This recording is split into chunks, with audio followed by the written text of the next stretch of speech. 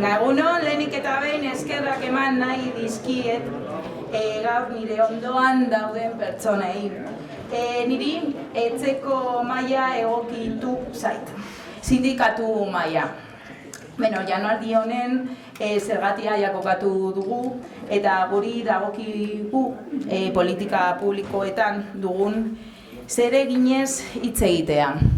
Como decía, lo primero agradecer a mis compañeras y compañeros de mesa el estar aquí con nosotras, el haberse prestado sin ningún tipo de duda, con un sí al decirles que queríamos que estarían aquí. Me ha tocado la mesa de casa, la mesa del sindicato. Y bueno, ya hemos enmarcado qué pretendíamos con esta jornada y ya hemos ido dibujando, ¿no? Antes de nada, quería también agradecer la presencia de Javier Muñecas y de Emi Málaga, representantes del CES. El CES es un espacio que también hablamos mucho de esto, de políticas públicas. Hablamos, debatimos y dictaminamos, con consensos y con disconsensos, pero aportando también en ese espacio a lo que vamos a hablar hoy. Creo que de la anterior mesa ya nos han emplazado como a muchos elementos que vamos a intentar también trabajarlos, pero sobre todo también ver qué es lo que estamos haciendo. Reivindica los principios de justicia, libertad, igualdad y solidaridad. Defiende las reivindicaciones de las trabajadoras y de los trabajadores. En su seno pueden participar todas las trabajadoras y los trabajadores sin discriminación alguna. Además de reivindicar la mejora de las condiciones de vida y de trabajo de todas y todas las trabajadoras, asume la defensa de todo aquello que les afecte como clase, en la perspectiva de la supresión de toda opresión y explotación, especialmente si ésta se produce contra los menores. Sí, soy una clásica, he traído los estatutos del sindicato. ¿Por qué los traigo? Porque estamos hablando de que somos una organización reivindicativa de clase y sociopolítica. Y en esto también va qué hacemos y qué tejemos en las políticas públicas. Esto se traduce, al hablar de políticas públicas, en que nosotras entendemos que estar en el diseño de estas y su espacio natural, para nosotras, uno de ellos es el diálogo social, que estamos en el desarrollo de las mismas, en el seguimiento, pero también en su ejecución. En esta ejecución se debe de garantizar los servicios para toda la clase trabajadora sin discriminación, sobre todo en el acceso a las mismas, y además de garantizar unas condiciones de trabajo para quienes sostienen estos servicios públicos.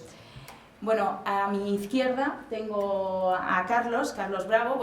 Os lo voy a presentar, pero ya todas y todos lo conocemos, pero esto como es parte del folclore, pues vamos a hacerlo, ¿vale? Él es el secretario de Políticas Públicas y Protección Social, madrileño, a menos de nacimiento, licenciado en Derecho y también, como yo, licenciado en Historia y Geografía. Pensaba que estaba rodeada de licenciados en Derecho y me he dado cuenta que en ti tengo un semi-aliado. Ingresó en comisiones obreras por la década de los 80. Desde Caja Madrid ha tenido una larga vida en estructuras del sindicato. Fue elegido en el 9º Congreso de Comisiones Obreras como miembro de la Ejecutiva Confederal, ocupando la Secretaría de Seguridad Social y Previsión Social Complementaria, y en este último congreso, en el 11º, ha estado en este tiempo en las comisiones ejecutivas. Ha sido elegido como secretario de Políticas Públicas y Protección Social. Poniendo en Google Carlos Bravo, pues me encontré unas declaraciones tuyas que traigo aquí para situarnos, ¿no? En todo caso, Comisiones Obreras hemos estado desde 1985 en todos los hitos importantes de la seguridad social. Lo que hacemos es reforzar y reeditar nuestro compromiso para mantener el mejor mecanismo de la distribución de la renta que hay en España. A su lado tenemos a Carolina Vidal. Pues también la voy a presentar. Mira, esto me ha sorprendido, Carolina, te he de decir. También madrileña de nacimiento, que no lo sabía. Y eso que me ha tocado presentarte en más de una ocasión. Ella es la secretaria de Mujeres, Igualdad y Condiciones de Trabajo, es licenciada en Derecho, ha ocupado, bueno, ella ha estado trabajando en la asesoría jurídica de comisiones en Castilla-La Mancha y en el 9º Congreso de Comisiones Obreras de Castilla-La Mancha fue elegida como miembro de la Ejecutiva regional y desempeñando desde entonces la Secretaría de Acción Sindical y de Formación Sindical, hasta que en el 12º Congreso de Comisiones Obreras a nivel confederal pues fue elegida como secretaria de Mujeres, Igualdad y Condiciones de Vida. He hecho lo mismo que he hecho con Carlos contigo. ¿Y qué frase me he encontrado? Ser un sindicato feminista supone buscar un orden social distinto. Bueno, voy a presentar a ambos dos porque van a tener un diálogo entre ellas y luego presentaré a Íñigo para bajarlo a Euskadi y si eso dialogamos tú y yo, Íñigo, si eso. El postre vale. Bueno, venga. Entonces, bueno, este es el momento de contar qué es lo que hacemos nosotras, qué respuestas a algunas de las claves que nos han lanzado desde la academia tenemos ya dibujadas, qué es lo que tenemos en cartera y qué es a lo que estamos viendo de cómo dar respuesta, no sé. Así que vuestra es la palabra. Está encendido, ¿no? Bueno, yo tengo buen tono. No, pero ahora. Bueno, buenos días a todas y a todos. Gracias a las comisiones de Euskadi, una vez más, que siempre es un placer estar aquí. A la compañera Esti, que es compañera de Trabajo y Fatiga, ¿verdad?, en la Secretaría de Mujeres, y a la compañera Loli, amiga y compañera, ¿no? Discutíamos Carlos y yo antes, que tenemos muy empastado venir a hablar de los cuidados y las políticas públicas juntos, ¿quién iba a intervenir primero? Y esto tiene su sentido y tiene un sentido material también, ¿no? Porque ¿qué fue antes? ¿El huevo o la gallina? ¿Qué hacemos antes? ¿Gestionar o proponer? ¿Qué hacemos antes? ¿Proponer o solucionar? Y a mí me ha resultado profundamente interesante la mesa que hemos tenido antes. Yo les agradezco además sus intervenciones porque nos han dejado, el compañero y la compañera que antes han estado aquí, propuestas de debate muy interesantes, algunas más controvertidas, otras menos, pero desde luego propuestas interesantes para el debate, ¿no? Me ha resultado muy curiosa que nos planteábamos aquí qué es cuidar. ¿Qué es cuidar? Desde luego, la estrategia europea de los cuidados, voy a mirar el tiempo que yo soy una gran habladora, me tienes controlada, bien. Cuando la estrategia europea de cuidados dice que Europa ha decidido cuidarse y que en Europa todas las personas y todas las sociedades tenemos derecho a cuidarnos, pero también a ser cuidados, supone que hay que empezar por definir efectivamente qué es cuidar. Y yo, más allá de cuestiones que tienen que ver con la política, con la política de las palabras, es probable que cuidar podamos definirlo con hacer políticas con las personas en el centro. Desde ahí tenemos que definir efectivamente qué es cuidar y qué es cuidarse. Desde las comisiones obreras, como tenemos poco tiempo, vamos a resumirlo, hemos propuesto, y además yo creo que ya podemos decir que hemos propuesto a la mesa que está debatiendo lo que esperamos que sea un futuro próximo, a corto plazo, gobierno progresista, hemos propuesto para este futuro gobierno de coalición, y vamos a esperar que así va a ser, un pacto estatal por los cuidados. Y cuando hablamos de pacto estatal, hablamos de un pacto transversal, integral, que vaya a conformar ese nuevo contrato social, efectivamente, del que estamos hablando. Un contrato social que necesita esa reforma del estado de bienestar, pero que necesita no olvidar dos cosas. Una, las condiciones laborales de quienes cuidan. Dos, que los cuidados han recaído históricamente como consecuencia de la división sexual del trabajo en los hombros de las mujeres. Cuando decíamos antes, este consenso social se ha roto en Europa en las últimas décadas, vamos a hacer una reflexión en sentido contrario.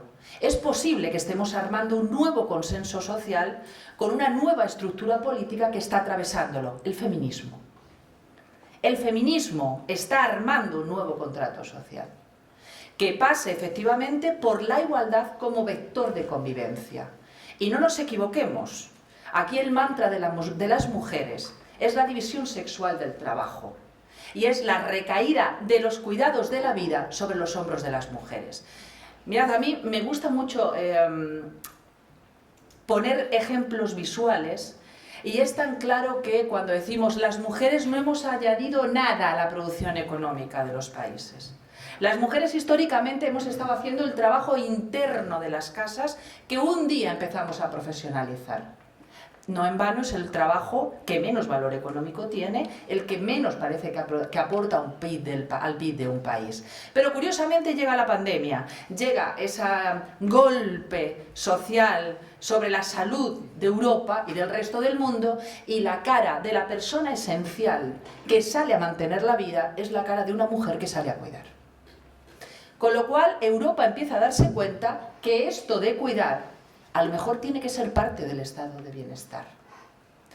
No sé si podemos definir qué es la primera pata, la segunda, la tercera o la cuarta, porque la salud también es cuidar de la misma. La educación es cuidar probablemente del futuro, del presente y de cómo conformamos las generaciones, pero lo que sí es cierto es que nos hemos dado cuenta que no podemos dejar los cuidados en manos de las posibilidades individuales de las personas. Y con esto nos referimos a que el hecho de que el cuidado forme parte de las políticas públicas nos conforma como iguales. No es verdad que aquí todo el mundo, nadie pueda cuidarse. Aquí puede cuidarse quien tiene capacidad económica para resolverlo. Distinto es que hablemos después de las condiciones laborales de esas personas que están cuidando. Por tanto, para generar un nuevo contrato social donde tenemos que empezar a ser iguales es en el mundo de los cuidados. Y aquí, desde las comisiones obreras, que siempre hemos estado detrás y delante de esos revulsivos sociales, proponemos este pacto estatal por los cuidados, que, insisto, está en la mesa en este momento del nuevo futuro progresista. Y lo está porque probablemente sea el momento y la próxima legislatura sea la legislatura del cuidado. Y probablemente sea el momento de plantearnos que necesitamos una ley de los cuidados. Y cuando desde el gobierno y desde las políticas defendemos, sí, pero ¿qué definimos en esa ley del cuidado? La gestión, vamos a discutir primero el derecho. Vamos a escribir que tenemos derecho a cuidarnos, a ser cuidados. Y ojo, las personas podemos tener la capacidad de elegir. Y esto vamos a atravesarlo con la perspectiva de género, cuidar o no cuidar si no queremos hacerlo. Más allá de las implicaciones y de las exigencias que tiene el Código Civil, yo no digo que vayamos a abandonar a la gente por la calle, pero tenemos que tener la libertad y el derecho a poder no cuidar. Y para eso necesitamos políticas públicas y necesitamos efectivamente que el valor del trabajo laboralmente de los cuidados sea efectivamente clave, ¿no? Decimos, por no extendernos, que este pacto estatal por los cuidados que proponemos se gire en torno a tres patas. Una, en lo que tiene que ver efectivamente con rellenar esas carencias, con proponer nuevos derechos y con hacer un modelo de políticas públicas que, independientemente de la capacidad económica de los ciudadanos, sepa cuidarnos desde el Estado. En segundo lugar, todo lo que tiene que ver con la perspectiva de género. Miren, ahora hablo, ¿os dais cuenta de esta capacidad mía para hablar del tú y el ustedes así? Mirad, que estamos en casa, ¿no? Los cuidados están detrás de las grandes brechas que sufrimos las mujeres. De todas, no hay ninguna que podamos excluir. Las brechas laborales en este país traen como consecuencia la brecha salarial. Y ojo, y voy a hacer un paréntesis, la brecha salarial, aunque os parezca y nos pueda parecer una frase exagerada, está detrás de muchos de los grandes dramas que sufrimos las mujeres, que no podemos escapar de la violencia porque no tenemos capacidad económica para ser autónomas e independientes. Por eso es importante que no estemos lastradas, entre otras cosas, por cuidados que no elegimos hacer. Y si elegimos hacerlos, que no sea a cambio de nuestra capacidad profesional, de nuestra evolución económica, de nuestra autonomía y de nuestra independencia. Por tanto, las brechas salariales que están construidas, una, sobre los complementos salariales claramente masculinizados que tenemos y que los cuidados impiden que los cobremos, o es que podemos cobrar, por no entrar en esto, nocturnidad, horas extras, disponibilidad, etcétera, fácilmente nosotras. En segundo lugar, por el tiempo parcial. Todavía, y esto tenemos que hacer autocrítica profunda quienes estamos aquí, no somos capaces de adaptar los horarios, todo lo que debiéramos adaptar. Y aquí tendremos que entrar también probablemente en el debate de qué jornada hacemos, pero probablemente no adaptemos los horarios lo suficiente y tenemos que 9, 7 de cada 10 mujeres que tienen tiempo parcial lo tienen no queriendo tenerlo, pero es que no pueden optar a otra cosa porque utilizan el tiempo parcial para tener que cuidar como adaptación de su vida profesional. Esto no podemos permitirlo, no podemos permitir esto. ¿Y aquí qué necesitamos? Necesitamos leyes, pero necesitamos negociación colectiva también. Y hay una tercera cuestión, que es todo lo que tiene que ver, efectivamente, con, decíamos, con esos derechos sociales, decimos con la igualdad, pero decimos también con que se dé un valor potente a la profesionalización de los cuidados. Mirad, cuando hablamos con historiadores, y aquí tenemos a dos flamantes, siempre nos cuentan que la división sexual del trabajo ha hecho que en un momento determinado, de manera tímida, no todo lo que quisiéramos, se profesionalicen los servicios de los cuidados, o algunos que estaban, otros muchos que estaban de puertas adentro. Y eso no tiene valor porque no requiere cualificación. Porque nosotras sabemos cuidar, y planchar, y lavar, y no necesitamos cualificación ninguna. Y como no necesitamos cualificación, es un trabajo que no tiene valor. Y como no tiene valor, cualquiera puede hacerlo. Y como no tiene valor, es un trabajo que se une a la vida y a la economía de las personas también de manera accesoria. Y ahí tenemos, por tanto, esas maravillosas frases de cuida a una persona mayor, no es mucho salario, pero para sus gastos tiene. Esto me lo han dicho a mí,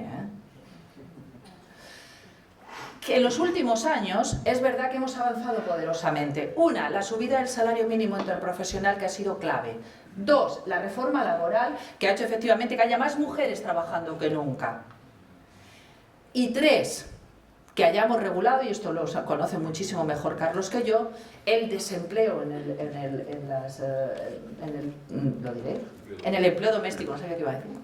En el empleo doméstico, y además que las condiciones de trabajo de estas mujeres hayan cambiado y se haya puesto el foco efectivamente en sus trabajos. Mirad, a mí me gusta, yo creo, es posible que me hayan escuchado ya más una frase que yo repito continuamente, pero que resume muy bien hacia dónde no tenemos que ir. Carlos ya me la habrá escuchado 55 veces, pero hoy va a ser la 56. Que cuando en el Congreso se aprobó el empleo del hogar, nosotros estábamos ahí arriba en la tribuna y escuché a un señor muy aparente de Vox decir que nuestras mujeres quieren cuidar de sus familias y necesitan otra mujer que la ayude. Esto que lo hizo mirándonos a nosotras, y yo prometo que no hice ningún gesto. ¿Lo dudas? Quien bien me conoce supone que lo duda. Esto tiene dos cosas, una frase que encierra hacia dónde tenemos que ir.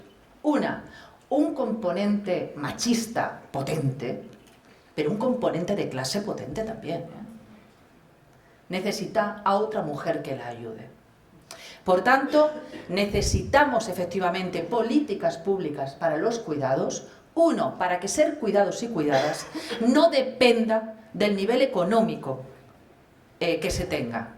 Y en segundo lugar, para que efectivamente atravesarlo con una perspectiva de género suponga que no vayamos a externalizar ese trabajo a otra mujer efectivamente más precaria, y lo decían antes por aquí, probablemente migrante y probablemente en una situación socioeconómica peor, ¿no? Y yo creo que tenemos que partir, y lo decía antes, de alguna manera lo referenciaba aquí la mesa anterior, de dos cosas. Una, de qué es proponer políticamente el derecho al cuidado de una sociedad que se cuida, que yo creo que es lo que estamos empezando a construir. Y en segundo lugar, la gestión de esos cuidados. No pasa nada, ya lo gestionaremos. Pero vamos a tener sobre la mesa, efectivamente, que el cuidado va a ser una política pública. No hace mucho me decía a mí una señora, hombre, es que si tienes el problema o tienes la desgracia de en tu familia tener una discapacidad sobrevenida, por ejemplo, por un accidente laboral, por un accidente de tráfico, de un hijo, de una hija, de un tal, hay de esa mujer. Pero luego después es difícil que sepan muy bien dónde tienen que ir a buscar la ayuda pública que necesitan. Cuando, y lo decíamos antes aquí, cuando uno tiene un niño pequeño y va al cole, todo el mundo sabe hasta el cole que puede ir. Todo el mundo sabe cómo se solicita. No puede depender de la capacidad social y de las herramientas que tienen mucho que ver con la condición económica, con la cultura y con hasta dónde vivas. No puede depender la gente para ser cuidado y cuidada de todos esos recursos que vienen al final propuestos por tu historia, por tu clase, por tu muchas cosas, para poder ser cuidados y cuidadas. Por eso necesitamos propuestas públicas. El otro día estuvimos, Carlos y yo compartimos mesa en una reunión de estas que visteis en la prensa, supongo de alto nivel, en el marco de la presidencia europea. Y nos planteaban una frase, ¿cómo era? Los cuidados, Carlos lo dice muy bien. Vamos a ¿es posible? Dilo en euskera, hombre. Vamos a sacar de las instituciones, ahí se me ha quedado más bien, los cuidados. Ojo con esto. Si lo vamos a sacar de las instituciones para que las personas puedan decidir, porque las tenemos en el centro, cómo quieren ser cuidadas, bien. Carlos, cuando habla de la dependencia, me gusta mucho escuchar que él dice, las personas cada vez queremos, y yo creo que eso es compartido en toda Europa, quieren envejecer en sus casas, con sus formas, con su fórmula de vida, ¿no? Y así quieren ser cuidados y cuidadas. Bien, pero es que el Estado puede llegar ahí. Sacar de las instituciones los cuidados no supone que tengamos que dirigir a las personas, supone que las tenemos que tener en el centro y que el cuidado y cómo desean ser cuidados y cuidadas, tenemos desde el Estado que ser capaces de tutelarlo. Porque insistimos en que los cuidados, que necesitamos una sociedad que se cuide y que cuide los afectos comunitariamente también. Señalo a la compañera porque lo mencionaba ella antes. Comunitariamente también, pero esto tiene mucho que ver con una sociedad que sea democrática y con una sociedad efectivamente que se cuide de lo colectivo, que no puede ser de otra manera que desde las comisiones defendamos esa colectividad, que por cierto es la que nos ha salvado de la pandemia, ¿no? Pero desde luego lo que tenemos que hacer es una propuesta común donde seamos capaces de elaborar ese pilar, que no sé si es un pilar, como decíamos antes, que ha funcionado o no. Lo que sí sé es que ese pilar y el feminismo ha hecho que salga de dentro de los domicilios fuera. Y eso ha sido capaz de valorar la importancia que tiene una sociedad que se cuida y que tenga que ser cuidada. Y termino con una cuestión. Esto es clave para las mujeres, ¿eh? No hay otra. No hay otra. Es decir, podemos hacernos trampas en el solitario. Yo tengo aquí, que nunca digo porque yo me voy saltando de un sitio a otro como ven ustedes, pero yo tengo aquí los datos de una palabra que a mí me horroriza y que también repito continuamente, que son lo que llaman las mujeres inactivas. Quien conoce los procedimientos administrativos y los datos administrativos, a mí esto me enerva profundamente, pero nadie me hace caso, yo seguiré. Las mujeres inactivas son, por inactivo es una planta. Y entonces una mujer inactiva es una mujer que de repente se convierte en planta. Y que no anda, y que no habla, y que no hace nada. Y las mujeres inactivas son las mujeres que han mantenido la vida en este país y en toda Europa. Las mujeres inactivas son las que han estado cuidando lo que desde las políticas públicas, lo que desde el Estado y lo que la sociedad no ha sabido hacer colectivamente. Esa es la mujer inactiva. Triplicamos el número de mujeres que somos inactivas por cada hombre. ¿Esto es casual? Y a partir de 3 hijos se triplica. Igual, no estamos dando alternativas para que las mujeres puedan elegir libremente si quieren cuidar, si no quieren, ya me callo si no quieren cuidar o desde luego cómo quieren vertebrar su vida, ¿no? Por tanto, y con esto ya sí que termino, para que el Estado en este país sea democrático y de derecho, necesitamos que previamente en ese Estado social hayamos puesto los cuidados, definiendo los cuidados como poner en el centro de las políticas públicas a las personas. Y luego ya debatimos lo que queráis. Muchas gracias.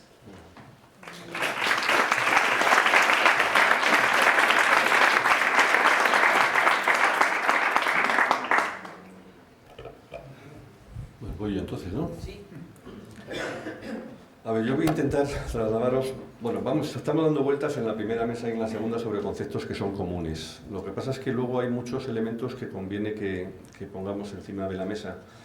Yo voy a empezar por donde empezó Marga esta mañana, hablando de dónde venimos y dónde estamos hoy, ¿no? Y venimos de una primera parte del siglo XX brutal, que genera una necesidad de reconstrucción y un pacto social, lo ha contado perfectamente ella, entre la democracia cristiana, la socialdemocracia, y una construcción que duró 30 años y que se empieza a deconstruir como la tortilla a partir de la crisis del petróleo y que se ha seguido deconstruyendo de manera muy notable. Y por tanto hoy tenemos que abordar todo este panorama en un escenario en donde la riqueza ha seguido creciendo, el Producto Interior Bruto ha seguido creciendo, pero tenemos instituciones más debilitadas, porque desde hace 40, 50 años ya se están debilitando, y donde tenemos unos niveles de desigualdad enormes, y por tanto los equilibrios se rompen.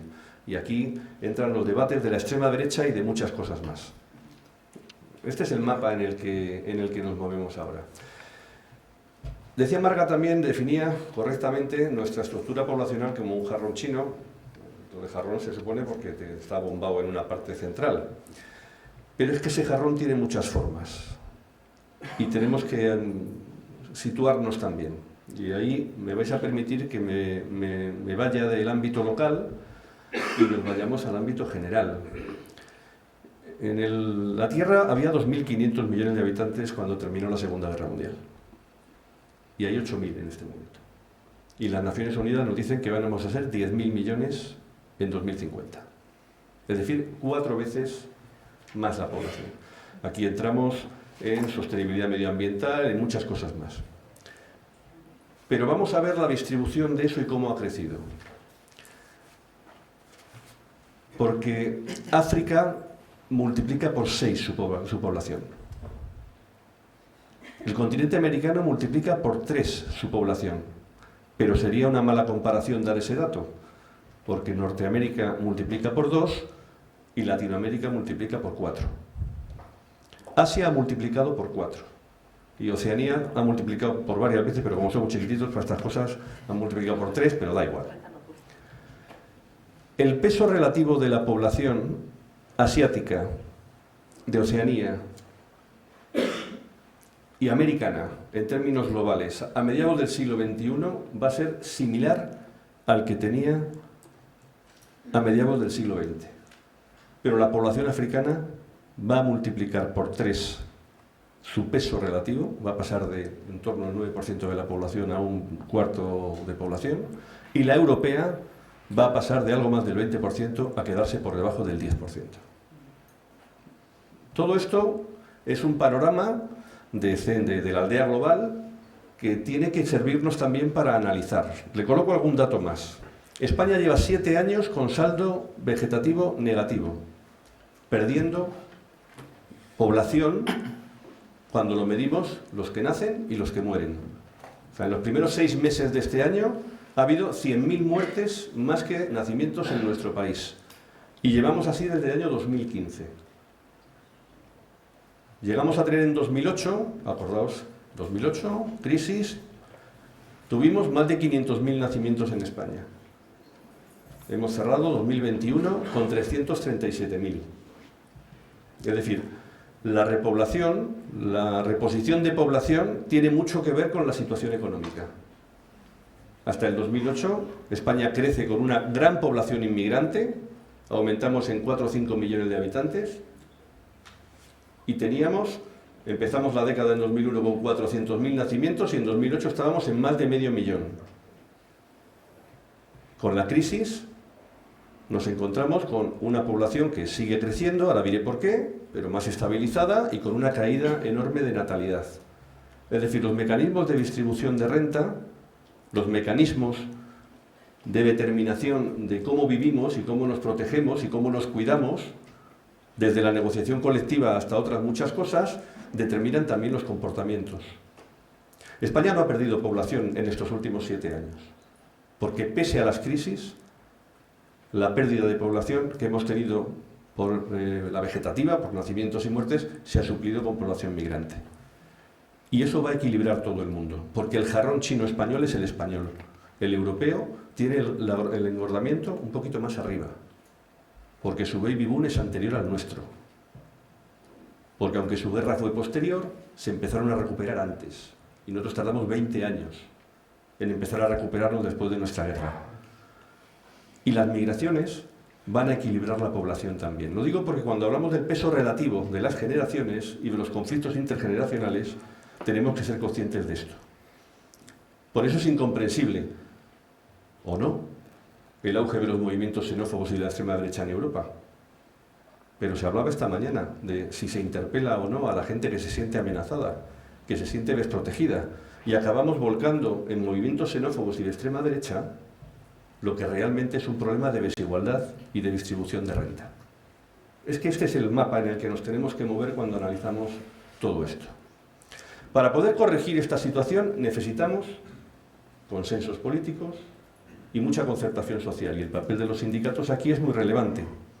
No somos los únicos agentes, lo hemos sido. Hemos sido los agentes de la interlocución social en casi todo. Ahora se nos cuestiona también ese papel. Había quien nos planteaba que desapareciéramos porque nuestro papel cambiaba, nos estamos adaptando a una economía de servicios, ciertamente, pero luego aparecen protagonistas en la sociedad civil que quieren también ocupar espacios en algunos aspectos y tenemos que compartirlos en algunos casos. En otros tienen intereses concretos, porque hay mundo empresarial también en torno a esto. El tercer sector tiene un componente también, tiene un componente de cooperación y de social, pero también tiene un componente de mercantil. Y por tanto son elementos con los que tenemos que jugar. Ese papel de concertación social, además en España y fuera de España, tiene un componente multinivel.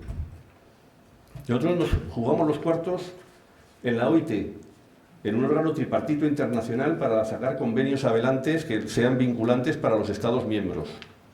La empleada de hogar y el desempleo, el convenio 189, que es la génesis de la prestación por desempleo de empleados de hogar, lo ha ratificado España hace 4 días. Lo mismo en la OCDE o lo mismo en la Unión Europea, con espacios muy débiles de concertación. Y luego tenemos en España unos espacios fuertes de concertación en algunas materias, pero que a su vez tienen que ser capaces de coordinar un marco competencial entre el Estado, las comunidades autónomas y en algunos casos hasta las administraciones locales. Y eso genera complejidad. Y lo tenemos que abordar en una sociedad como la que estamos planteando. Una sociedad en la que la población mayor, esos baby boomers que comentaba Fernando esta mañana, tienen un peso muy relevante y lo van a seguir teniendo. Yo últimamente cuento que lo de Biden y Trump es como una caricatura, pero que vamos a ver estas cosas en los próximos 20 años con frecuencia. Luego ya no, porque luego ya los baby boomers, en fin, pues empezaremos a ser parte de la historia. Pero en los próximos, si tú tienes una estructura poblacional donde tienes engrosada una parte muy fuerte, su presencia y protagonismo en la sociedad será mayor, y sus problemas también. Y lo tienes que gestionar de manera que no provoque un conflicto intergeneracional, porque tú no puedes decir que para cuidar a esas generaciones tienes que desatender a las siguientes. Y hay que tener mucho cuidado con el debate del conflicto intergeneracional, que tiene elementos objetivos, pero que no podemos tocar ninguna pieza, ninguna, ni la dependencia, ni las pensiones, ni la educación, ni la sanidad, ni el resto de servicios sociales, no las podemos tocar sin tener en cuenta la incidencia por grupos de edad y la incidencia de género. Y si nos olvidamos de esas dos cosas, estaremos alimentando o dejando el espacio libre para que alguien llegue e interpele a esos sectores y consiga una respuesta en la sociedad.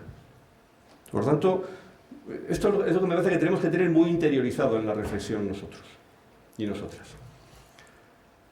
Pongo algún ejemplo concreto para intentar que veamos en diferentes aspectos este asunto. Educación.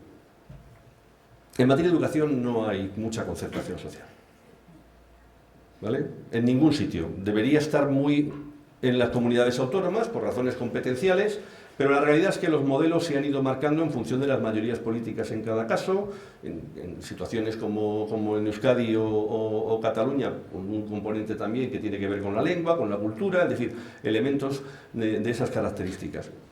Pero en educación tenemos un reto fundamental. Es que en esa pirámide poblacional es que tenemos menos jóvenes. Es que han bajado 450.000 los menores de 16 años. Es que vamos hacia 6,5 millones de estudiantes frente a 7,5 millones, 1 millón menos. ¿Y qué políticas públicas tenemos que plantear en educación? Oiga, pues esto es una oportunidad, ¿no? Porque la población migrante no equilibra a los menores de 16 años. Te equilibra más arriba. También es verdad que comentaba Marga esta mañana, primera maternidad 31,6 años, tasa de fecundidad, población española 1,2, población de origen extranjero se nos va a 1,4 y pico, es decir, tienen una tasa mayor que la nuestra, pero muy lejos las dos del 2,1 que permite la reposición poblacional. Por tanto, migración, migración y migración ha sido y será durante toda la historia de la humanidad como se ha reequilibrado esto, y va a volver a ser así. Se pongan como se pongan unos y otros, lo que pasa es que puede volver a ser así de una manera que seamos capaces de ordenarla adecuadamente y de no generar conflicto social, o se puede producir con conflictividad social, que es lo que se está germinando y tenemos que combatir. Y se combate con regulación, con derechos y con pactos sociales, porque eso es lo que garantiza la adaptación. Pero decía, en educación, si hay menos niños y tenemos una gran capacidad instalada, es la gran oportunidad para mejorar los ratios. Vamos a disminuir el ratio, vamos a seguir incidiendo. ¿Qué ocurre? Que necesitamos gastarnos un 7% del PIB y nos estamos gastando el 4 y pico. Que se está reduciendo capacidad instalada. El gasto medio por alumno ha caído en un 7,5% en la enseñanza pública y en un poco más del 7% en la privada. Pero la capacidad instalada, aulas, colegios, ha caído en un 2,5% en la escuela pública y en un 0,1% en la escuela privada. ¿Qué está pasando aquí? Que vamos a reducir la capacidad instalada en la pública, pero la vamos a mantener en la privada. ¿Y eso el impacto que tiene en ratios de alumnado? Estos son retos que tenemos que abordar. Y estos son retos que tenemos que abordar en el marco del Estado, sí, y en las comunidades autónomas. Es que tenemos que ponerle el foco a estas cosas en cada comunidad autónoma. Luego hablaré de ese asunto porque me preocupa enormemente. Nosotros tenemos un Estado descentralizado, perfecto. Yo creo que muy poca gente quiere volver a una situación previa, pero tenemos que ser capaces de que esto se articule adecuadamente. En materia sanitaria, una población envejecida, comentaba también esta mañana, es una población que tiene una incidencia de cronicidad, enfermedades crónicas y pluripatologías, varias enfermedades encima de cada uno, creciente. Y esto significa una demanda creciente de producto sanitario, teniendo en cuenta además que la gente consume más del 80-90% de su gasto sanitario de toda su vida, lo consume en los 2 últimos años de su vida. Pensad en cualquier abuelo o abuela que tengáis y todo lo que ha gastado en su vida, cuando el final de la vida llega en un periodo de enfermedad, ahí se consumen recursos sanitarios a manta. Pero es que se puede incidir en eso. Es que a los 65 años tenemos 10, 12 años de esperanza de vida con buena salud. Y tenemos otros 10, 12 años, hombres más bien 10, mujeres más bien 13, de esperanza de vida con mala salud, a partir de los 75 más o menos, con brocha gorda. ¿Podemos retrasar la entrada de las personas en situación de dependencia? ¿Podemos mejorar la calidad de vida de nuestras personas mayores? Eso es una inversión que va a disminuir la necesidad de recursos públicos y va a mejorar sus estándares de vida, pero eso se llama atención primaria. Eso se llama inversión en salud pública. Eso se llama el que cuando la gente hace el MIR tiene que querer escoger ser médico o médica de familia y hacer la labor de información, prevención, seguimiento, que acaba retrasando que la gente entre en situaciones de dependencia. Esto tampoco tiene unos niveles de diálogo social muy fuertes. Tenemos interlocución con los ministerios de Sanidad, pero los ministerios de Sanidad tienen las competencias que tienen. Y por tanto requerimos de nuevo que el escenario multinivel tenga unos niveles de cooperación interadministrativa entre Estado, comunidades autónomas y administraciones locales, que es muy mejorable 40 años después, 45 ya, de la Constitución española. Dependencia, y aquí os voy a contar un caso muy concreto y muy actual, lo hemos vivido ahora. Es verdad que ese cuarto pilar del estado del bienestar, que se denominó en su momento, se genera en el año 2006. Después de una reclamación de este sindicato muy fuerte durante muchos años, conseguimos renegociarlo en el diálogo social, se discutió si lo metíamos en seguridad social o no, no se metió como servicios sociales, en un sistema que se diseña de manera cofinanciada entre el Estado y las comunidades autónomas. 2007, la ley se pone en marcha. 2008 la crisis, 2012 los recortes, ya habían empezado antes y alguna huelga general habíamos hecho ya, y el Estado desaparece. Un sistema cofinanciado desaparece. Y a través del diálogo social hemos conseguido acordar en el año 2020 un plan de choque para recuperar el papel del Estado. Algo diseñado para que el 50% lo pague el Estado, el 50% las comunidades autónomas. Hemos acordado un plan de choque que en términos presupuestarios se ha cumplido y que la foto de hoy es que el Estado cubre el 24% y las comunidades autónomas el 76%. Que ponen el grito en el cielo. Bueno, para ponerle a cada uno el grito donde le toca, en ese 76% yo quiero saber cuánto es copago de los usuarios, porque las comunidades autónomas no lo publican. Por tanto, es 24 del Estado, 76 de las comunidades autónomas, de la que una parte no conocemos. Y tenemos que conocer, porque ahí hay también conflicto de clase, como lo hay en la escuela. O sea, nosotros tenemos una incidencia de escuela infantil 0-3 años, donde el primer quintil de renta, es decir, la gente que gana el 20% más pobre, utiliza la red infantil de escuela de 0-3 años en un 26%. Y la gente ve el primer quintil de renta, la gente más rica, al 60 y tantos %. Esto es inversión pública. Esto es una política pública. Esto es una política con incidencia directa en la conciliación de la vida personal y familiar. Esto tiene incidencia directa en la igualdad y en la corresponsabilidad en el hogar. Pero todo esto lo tenemos que negociar en el ámbito estatal, en el ámbito autonómico y en algunos casos en el local. ¿Qué nos ha pasado con el sistema de atención a la dependencia? Que el plan de choque se ha cumplido razonablemente, pero hemos tenido un gran desacuerdo en lo que se llama la regulación de la acreditación de centros. Llegamos a un acuerdo con el Ministerio de Derechos Sociales, las organizaciones sindicales, que fue rebajado sustancialmente en el Consejo Territorial, cuando el Estado se reúne con las comunidades autónomas.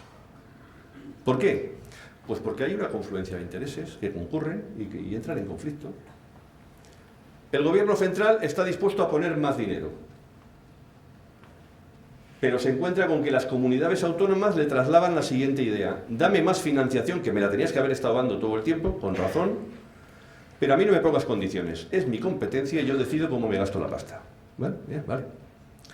Las organizaciones empresariales que se dedican al sector de la dependencia, más del 80% de la financiación es pública, más del 80% de la provisión de servicios es privada, es decir, es sistema de conciertos.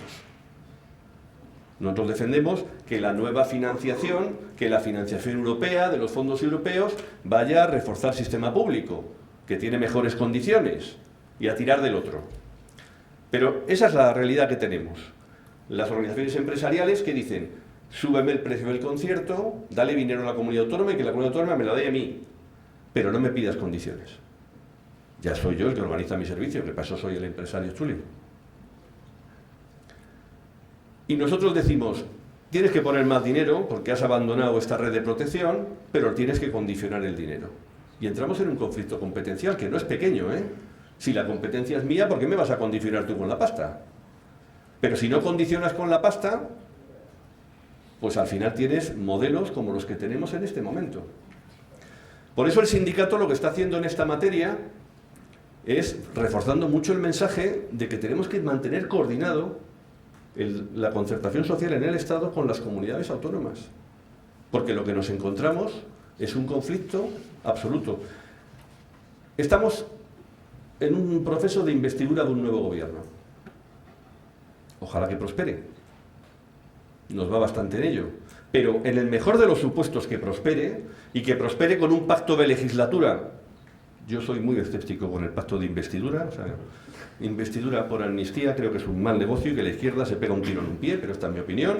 Ahora, un pacto de legislatura con unos presupuestos del 24 y con más cosas, creo que sí. Creo que eso es lo que tenemos que hacer. Pero ojo, en ese escenario que es el mejor, 11 comunidades autónomas están gobernadas por el Partido Popular. 3 comunidades autónomas tienen al frente a partidos nacionalistas, esta es una de ellas. Y 3 comunidades autónomas estarían gobernadas por uno de los partidos del gobierno de coalición. En un Estado descentralizado y donde tienes que acordar políticas importantísimas en relación con los cuidados y con el estado del bienestar en ese ámbito. Bueno, nuestro mejor escenario es que haya un gobierno progresista y por tanto apostamos por ello. Pero apostamos por ello para que se concreten las políticas que estamos poniendo en marcha. Como se me acaba el tiempo, no voy a meterme en pensiones. Pero solo voy a decir una cosa porque no puedo dejar de decirla. En esta vida todo se puede hacer de muchas maneras. Nosotros lo que hemos hecho en estos últimos 3 años ha sido, teniendo en cuenta que nos jugábamos 160.000 millones de fondos europeos, que teníamos que acabar con la reforma del año 2013, un acuerdo que en lugar de recortar el gasto en pensiones en 3,5 puntos del PIB, coloca actuaciones sobre el gasto y sobre todo sobre los ingresos por un importe equivalente a 3,5 puntos del PIB, para garantizar el sistema de pensiones no para los baby boomers, que también, no para los jubilados actuales y su revalorización de pensiones, que también, sino para que cuando llegue el año 2050 y todos los baby boomers estén jubilados, unos cuantos ya han palmado, y empiecen a jubilarse los que no son baby boomers, tengan el mismo sistema de pensiones que están contribuyendo a financiar hoy en día. Si lo vemos en términos de conflicto intergeneracional, nos estaremos haciendo trampas. Tenemos que explicarlo todo en términos de solidaridad intergeneracional, de preservar los sistemas también para la gente que viene, con el esfuerzo que es necesario. Pero claro, eso requiere también políticas de vivienda y es el último comentario que hago, porque si no... En política de vivienda tenemos que huir del conflicto que se está dando entre inquilinos y propietarios, que tiene motivo para ser conflicto, ¿eh? Pero en este país tenemos que defender un parque de vivienda pública que requiere un pacto de Estado y una actuación durante 10 o 15 años, porque no se construyen viviendas públicas chascando los dedos, y hay que hacerlo con un gran pacto político, y al mismo tiempo tenemos que proteger que este país tiene mucho ahorro en activos inmobiliarios, que hay que reconducirlo, pero que esa gente, que es gente trabajadora, que compra una casa, que son gente joven que ahorra para comprar una casa, se ve afectada por la subida de tipos de interés que le disminuye la renta disponible y le empobrece también. Y la población pobre no es solo la población marginal, no son solo los jóvenes que tenemos en casa emancipándose por encima de los 30 años, para desgracia suya y de sus padres. La población pobre también es la población asalariada que por razones culturales quiere comprar una casa porque los alquileres están muy altos, porque falta vivienda de alquiler y se encuentra con unos costes financieros que no puede soportar. Por tanto, tienes que conseguir hacer políticas con todos los sectores y en todos los escenarios. Y ya me callo.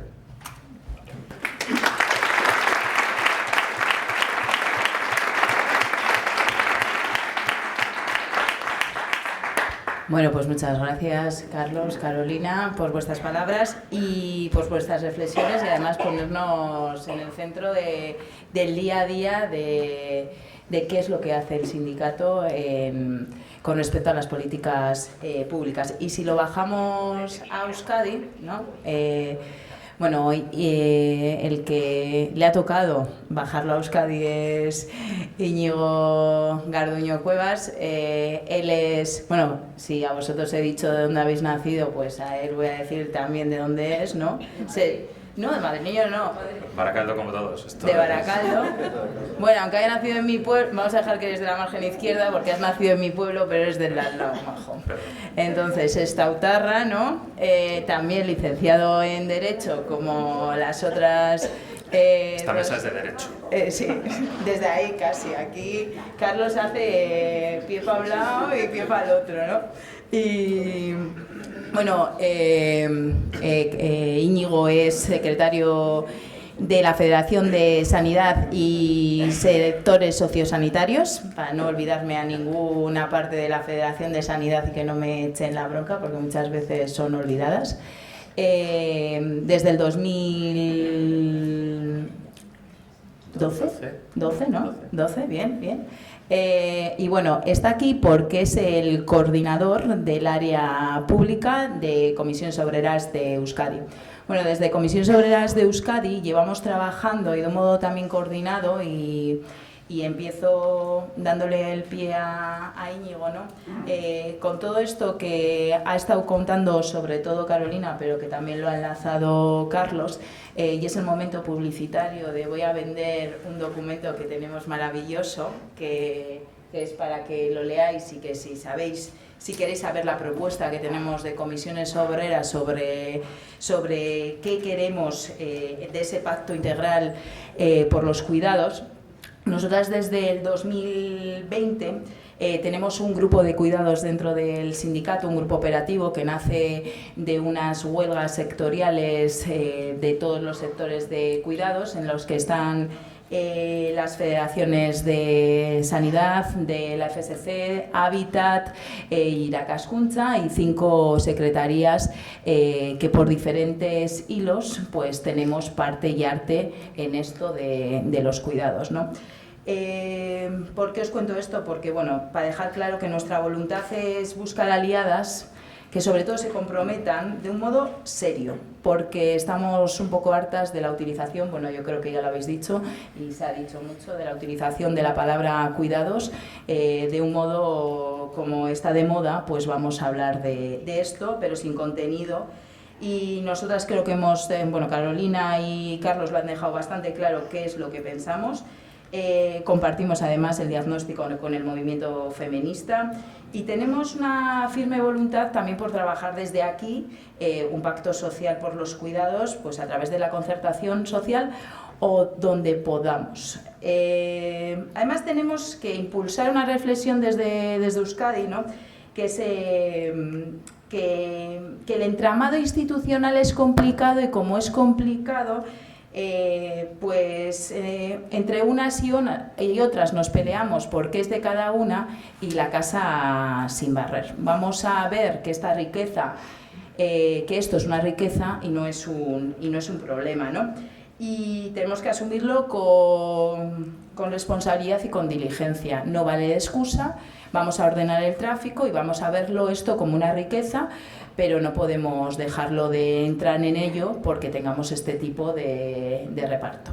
Y bueno, con esto le doy la palabra al Sestautarra para que nos cuente cómo están las políticas públicas en Euskadi y el sector público. Eskerrik asko. Eguerdion guztioi eta bueno, mila esker ez bakarrik etortzeagatik, baina baizik eta oraindik ere hemen egoteagatik, bueno, erraza jarri digute nire horretik hitz egin duten guztiok, baina, bueno, hala ere, ostirala da, ordu bata da, eta, bueno, eskerrak horregatik. Eta eskerrak ere, ez dakit, itzordu honetan edo, bueno, mahai honetan parte hartzeko aukera niri luzatzeagatik. Bueno, decía estas cosas de protocolo, de primero, de gracias por estar, todo esto. Como me han pedido que acorte, voy a ir un poco más al grano respecto a, bueno, la intención en principio eran dos en mi intervención. Por un lado, hacer un poco, sacar la foto de, perdona al lado izquierdo también, que me pilléis un poco, no voy a mirar mucho para allá, me temo. Era hacer un poco la foto de cómo son las administraciones públicas en Euskadi, es decir, estas políticas públicas en general, en el sentido amplio, quién es quien va a tener que ponerlas en marcha en el día a día, y hacer alguna reflexión más también en torno a cómo está exactamente el sector de los cuidados, que ya podemos ir adelantando que prácticamente apenas hay dentro de estas administraciones públicas. Para preparar esta intervención y queriendo hablar de cómo es la foto, de cómo son los recursos con los que contamos con las administraciones para llevarlo en práctica, lo primero que hice fue acudir al portal de transparencia. Fue un error porque sabemos que todo está puesto para no encontrarlo, salvo hay una administración que os dejo con la curiosidad de cuál es, que tiene tiene un enlace directo a la representación sindical, incluso con los nombres de quienes la ostentan y el número de liberaciones completas y coste de cada una de ellas. Debe ser un tema que preocupa mucho a la gente y por eso está bien accesible.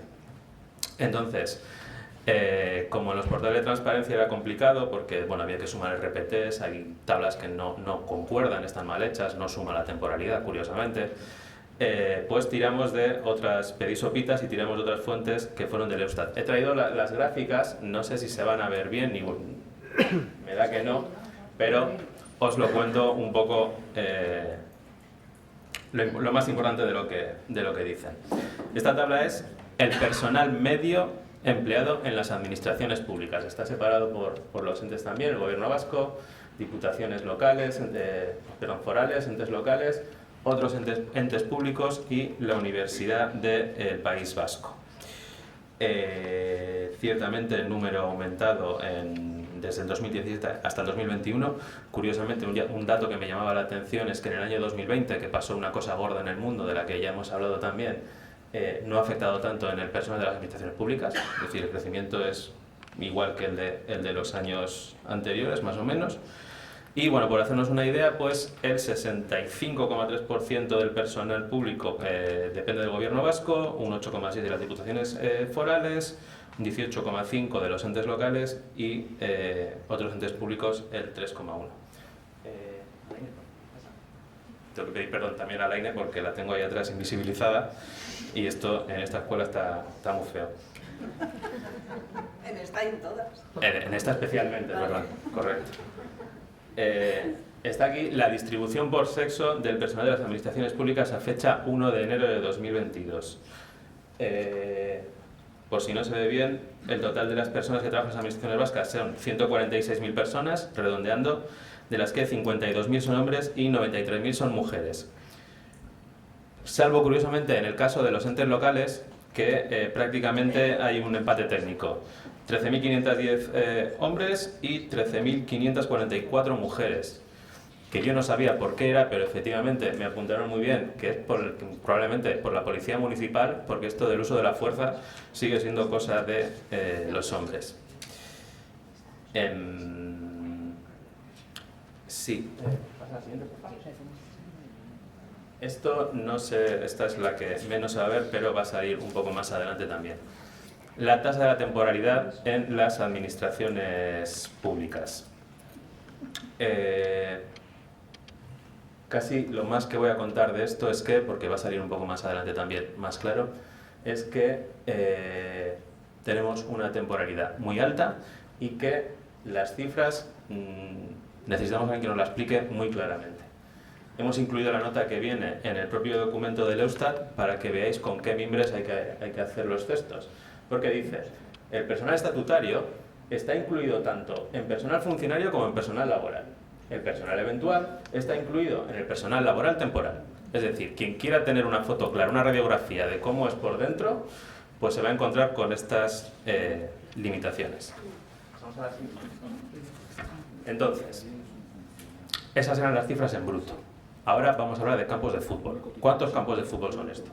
¿Esto es mucho o es poco? Bueno, pues estos son datos del INE que dicen que hace una comparación entre el número de personal público, el personal de las administraciones públicas, comparado con personal asalariado, es decir, trabajadores y trabajadoras por cuenta ajena, básicamente, para entendernos.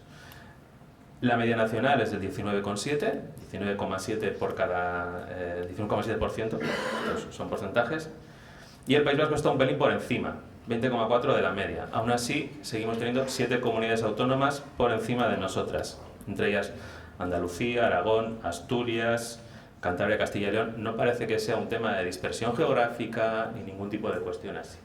Entonces, estamos en la media, pero un pelín por encima. Pero nos hemos comparado con el resto del Estado, nos hemos comparado con nuestro barrio, vamos a mirar un poco hacia afuera, en el ámbito internacional. Vale. En el ámbito internacional, ¿es mucho o es poco? No sé si se ve, igual os lo voy a señalar en un momento. La media de la OCDE, España, y fijaros, por ejemplo, Francia está bastante por encima de la media y los estados del norte. ¿Por qué decía lo de Francia? Entre otras cosas, porque ha salido ya, pero Francia, siendo un estado absolutamente centralizado, el hecho de que nuestro país sea descentralizado no implica necesariamente que haya más personal de la administración. Es decir, los países del norte, un país como Francia centralizado, tienen más personal público que nosotras en comparación. Y esta gráfica es peor todavía porque en el gráfico anterior decía que era el porcentaje de personal público sobre personal asalariado, es decir, quitando fuera los autónomos, para entendernos. Y este gráfico incluye también al personal autónomo, es decir, estamos todavía por debajo, incluyendo al resto, a todo el personal que trabaja.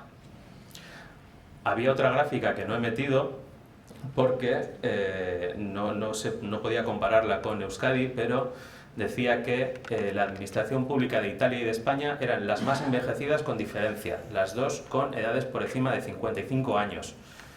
No tenemos cifras de Euskadi, pero nos podemos aventurar a que está por ahí, pues eso, 2 arriba, 2 abajo estaremos. Y ya la última, el último es lo que va, no es porque esté hablando yo el último, sino esto es como los conciertos, ahora llega la mejor estadística de todas, porque en esto sí que somos las campeonas y es en el porcentaje de temporalidad en las administraciones públicas. Entonces ponía toda la cifra separada, pero este es el número total definitivo. La media del Estado está en 30,2% de personal temporal en las administraciones públicas y en Euskadi estamos en un glorioso 43,9%. 4 puntos por encima de la segunda comunidad autónoma, que era Canarias. Entonces, en esto sí que podemos decir que somos las campeonas. ¿Ya está? Vale. De esto, ¿qué conclusiones breves podemos sacar de nuestras administraciones públicas? Primero, que tenemos en proporción personal público ligeramente superior a la media de las comunidades autónomas, que tenemos bastante menos que la media de la OCDE, que cuando hablamos de un sector feminizado podemos hablar también de las administraciones públicas y como sector feminizado también parece que tiene que conllevar automáticamente las altas tasas de temporalidad. Dicho esto, porque también el título era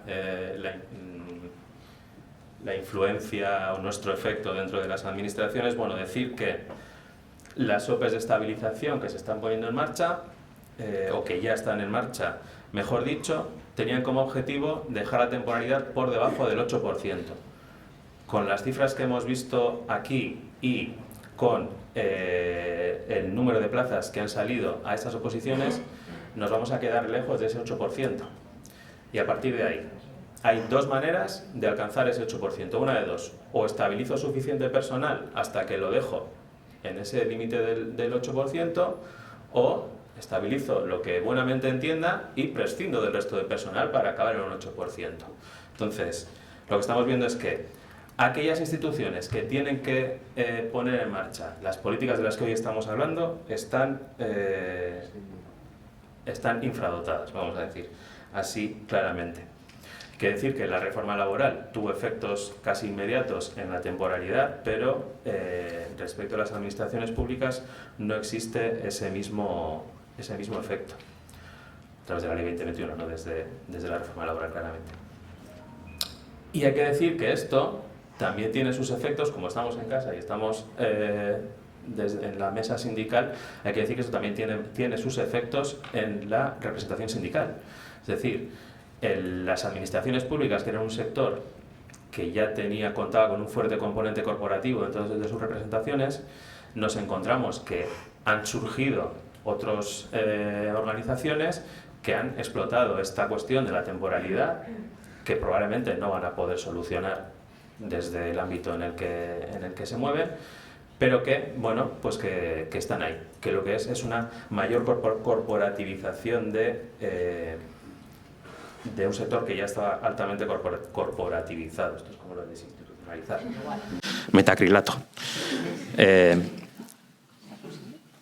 Más datos, y seguimos hablando de las OPEs y de ese 8%. Esti, si voy muy mal me avisas, ¿eh? Tienes 10 minutos.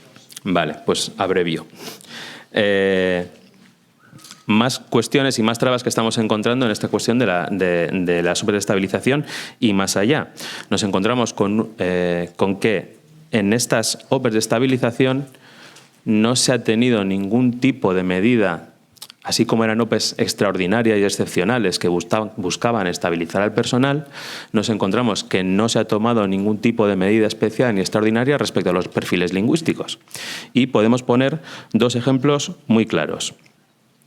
En la OPE de estabilización del ACUA hay 118 personas interinas desde antes del 2018, esto es importante para la OPE por los 4 años de diferencia, que no acreditan el PL2, el que les van a exigir.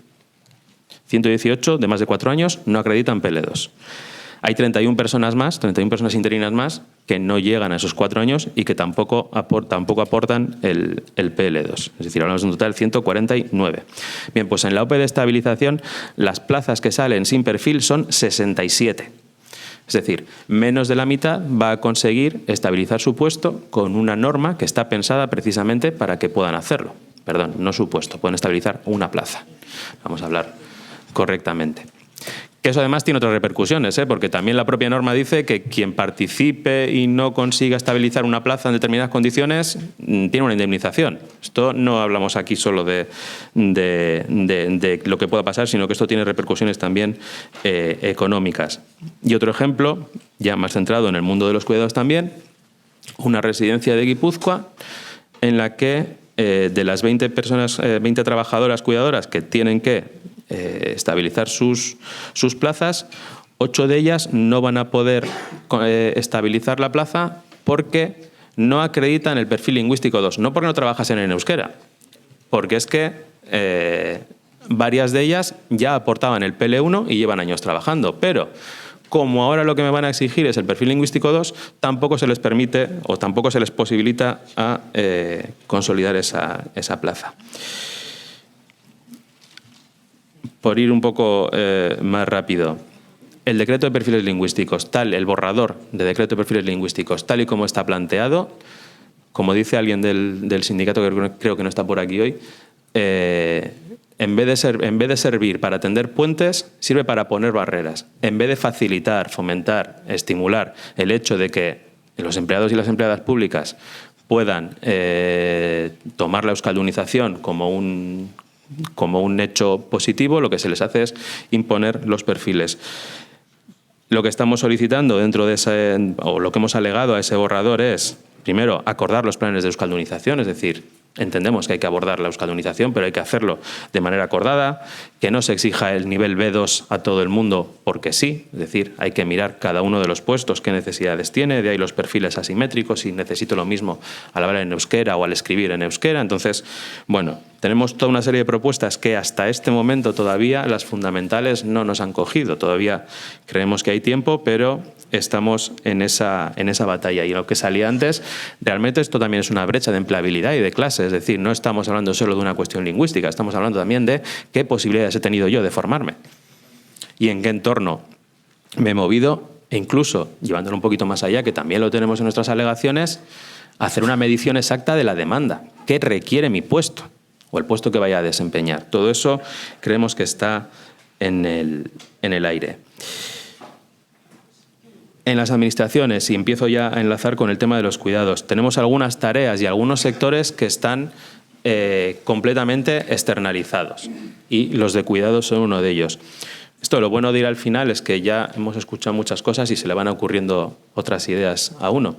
Cuando desde esta mesa, y cualquier mesa en realidad, estamos hablando de defender los servicios públicos y aquellas actividades que prestan los estados, siempre vamos a lo mismo, sota caballo rey.